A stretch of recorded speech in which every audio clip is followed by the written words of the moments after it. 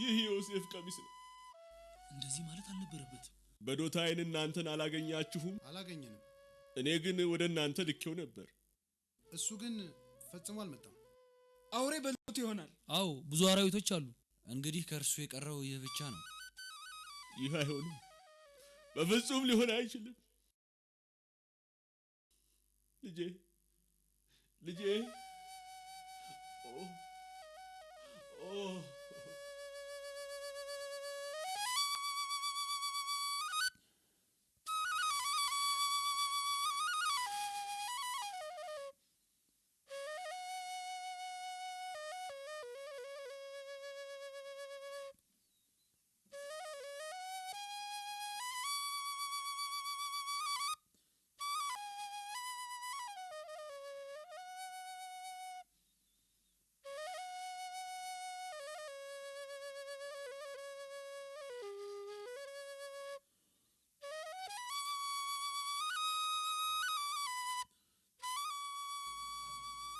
ዮሴፍ የፈርዖን የዘበኞቹ አለቃ በሆነው በጲጢፋራ ባሪያ ሆኖ ተገዛ።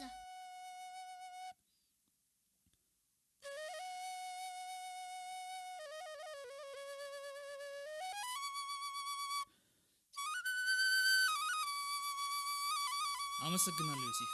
ቤቴ በ10 ዓመት ውስጥ ለመጀመሪያ ጊዜ ስርዓት ያዘ። ጌታዬ በእኔ ሥራ ስለረኩ እጅግ በጣም ደስ ብሎኛል። ከእርካታም በላይ ሆኛለሁ ዮሴፍ።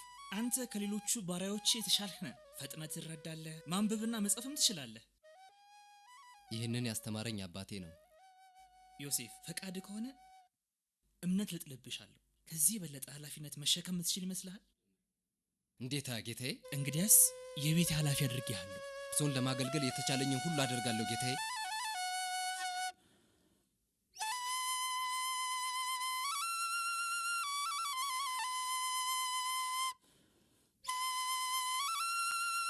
እመቤቴ ከኔ ከባሪያው የሚፈልጉት ነገር ይኖር ይሆን?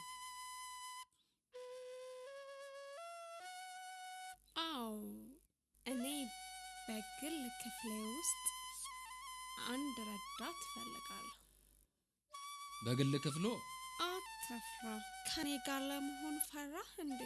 እኔ ና እንሂድ።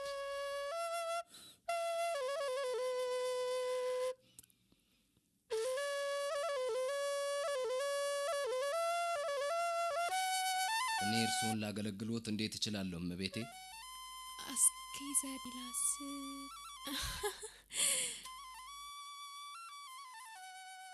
ዮሴፍ ለተወሰነ ጊዜ አይኔን ጥዬብህ ነበር። አንተም እንዲሁ አይንህን የጣልክብኝ ይመስለኛል። በእኔ ላይ ባለህ ምኞት አትፈር። እኔ ወደ ስራ መመለስ ያለብኝ ይመስለኛል። የሚያስጨንቅህ ባለቤቴ ነው አይደል? እርሱን ለስራ ልኬዋለሁ። በሄደበትም ይቆያል። እኔ እርሶን እቃወማለሁ ማለት አይደለም፣ ነገር ግን መሄድ አለብኝ። ቆንጆ ሆኜ አላገኘኸኝም ዮሴፍ? ቆንጆ ነዎት። ሳመኝ። አልችልም። ጲጢፋራ እምነቱን ጥሎብኛል። እርሱን የምታገለግል ከሆነ ለእኔ ማገልገል አለብህ። በቅፎች አሳርፍና ሳመኝ። ይህን አዝዣለሁ ዮሴፍ። እኔ አልችልም። ማንኛውም ይሄንን እንዳደረግ ለባለቤቴ ነግረዋለሁ።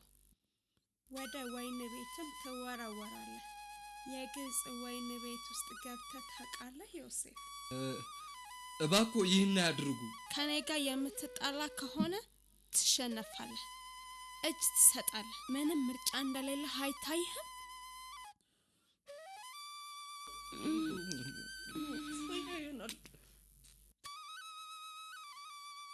ለሰራው ስራ ዋጋ ትከፍልበታል።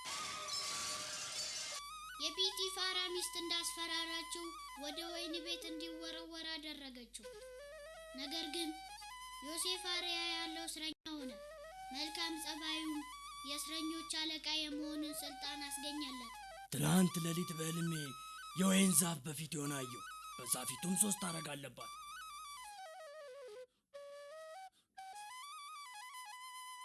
እርሷም ቅጠልና አበባ ወጣች፣ ዘለላም አንጠለጠለች።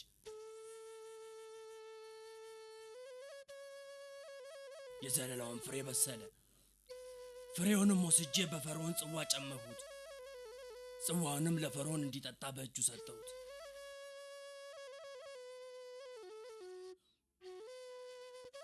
ህልሙ ምን ሊሆን ይችላል ብለህ ታስባለህ? እኔ ምንም አልገባኝም።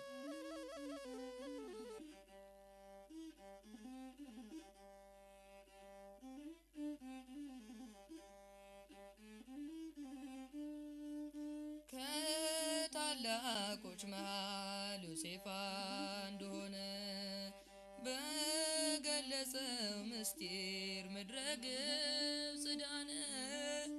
ረሃብ ማስታገሻን እንዲገዙ የያዕቆብ ልጆች ህልምህ ምን ማለት እንደሆነ እኔ ልነግርህ እችላለሁ። አንተ ዕብራዊ በእኛ ወሬ መሃል ማን ግባ አለ? ይቅርታ የረዳኋችሁ መስሎኝ ስለነበረ ብቻ ነው። ስማኝ፣ የህልሜ ፍቺ ምን እንደሆነ ንገረኝ።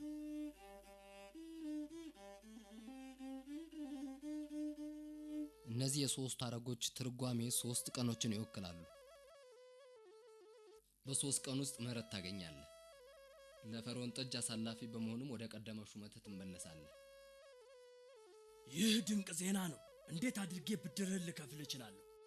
ምናልባት አንድ ቀን ለኔ ፈርዖን ምህረት እንዲሰጠኝ ትጠይቅልኛለህ። አደርገዋለሁ።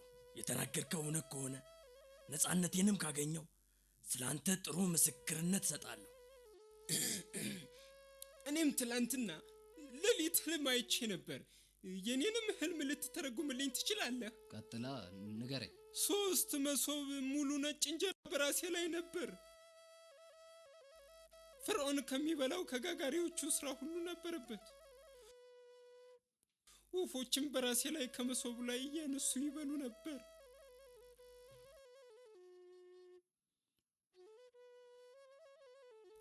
በህልሜ ያያቸው 3 መሶቦች 3 ቀን ናቸው።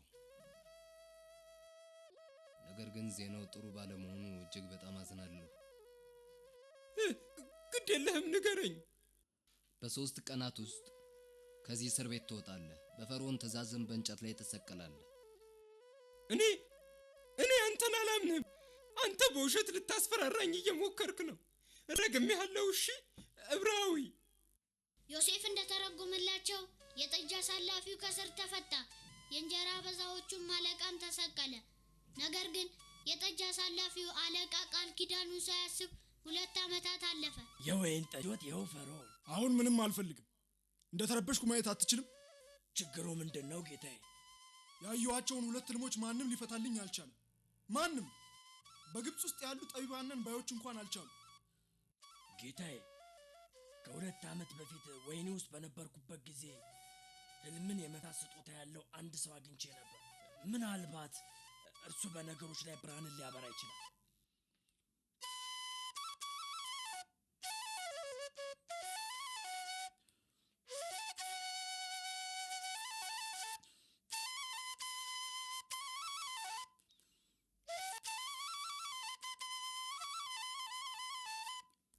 እንግዲህ እንዳታሳፈረኝ አንተ ዕብራዊ።